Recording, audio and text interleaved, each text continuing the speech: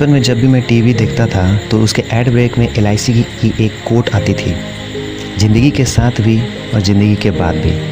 लेकिन बचपन में मुझे वो कोट कुछ खास समझ नहीं आता था। लेकिन इसी छोटे से बचपन में जब मैं डिस्कवरी और नेशनल ज्योग्राफी जैसे चैनल्स को देखता था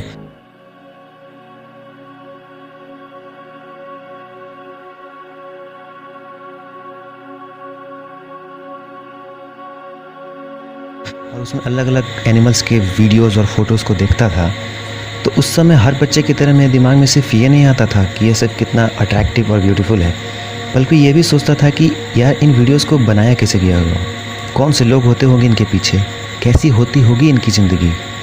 उस वक्त मुझे इस बात का अंदाज़ा बिल्कुल भी नहीं था कि इसके पीछे खर्च कितने का आता होगा, लेकिन इन आँखों ने एक सपना पाल लिया था। सपना एक ऐसे रास्ते का जिसके बारे में मुझे कुछ पता ही नहीं था, क्योंकि उस समय ना मेरे पास कोई मोबाइल या कैमरा था, ना ही कोई एक लैपटॉप। लेकिन समय को तो चलना ही था, वो चलती गई और अब मैं पहुंच चुका था कॉलेज में, जॉब पाने की तलाश में, अपना करियर बनाने की तलाश में, क्योंकि अगर अपने सपने को पाना है तो कुछ तो करना पड़ेगा ना।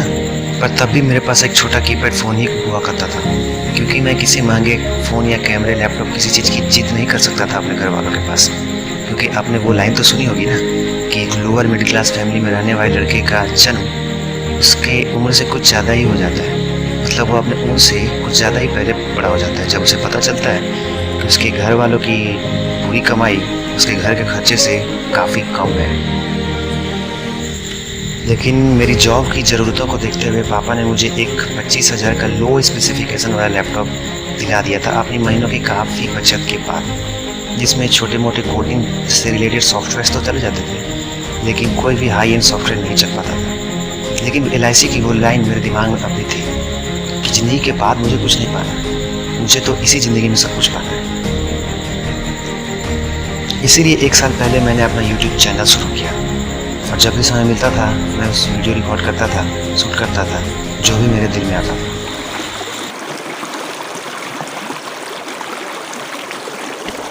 लेकिन इसको एडिट करने में उस लो स्पेसिफिकेशन वाले लैपटॉप में 8 से 10 घंटे लग जाते थे, और कभी कभी तो पूरी रात। टाइमलाइन पे ही वीडियो अटक जाती थी, लैग होती थी, काफ़ी प्रॉब्लम्स आती थी।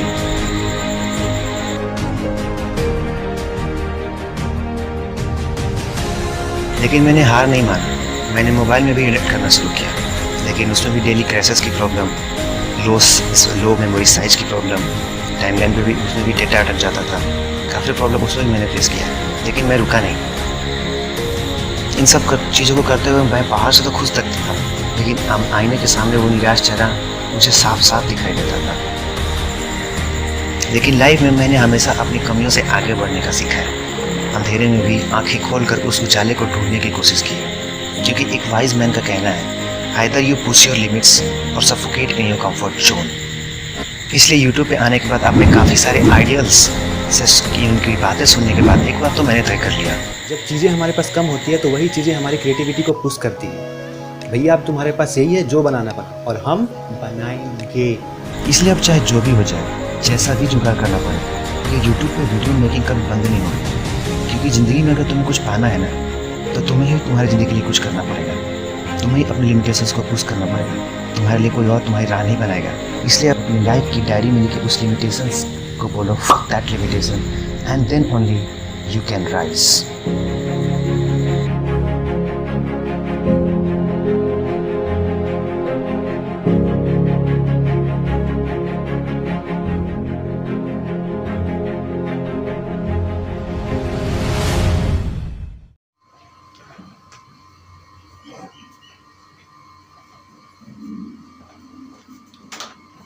So this was my submission video for the giveaway of PC posted by one of my favorite बिजली का लड़का and sponsored by Bitcard। मैं उम्मीद करता हूँ जिसको भी ये PC मिले उसकी ज़िंदगी में कुछ इम्पैक्टफुल चेंज आ सके और वो अपनी ज़िंदगी में एक लेवल अब तक जा सके।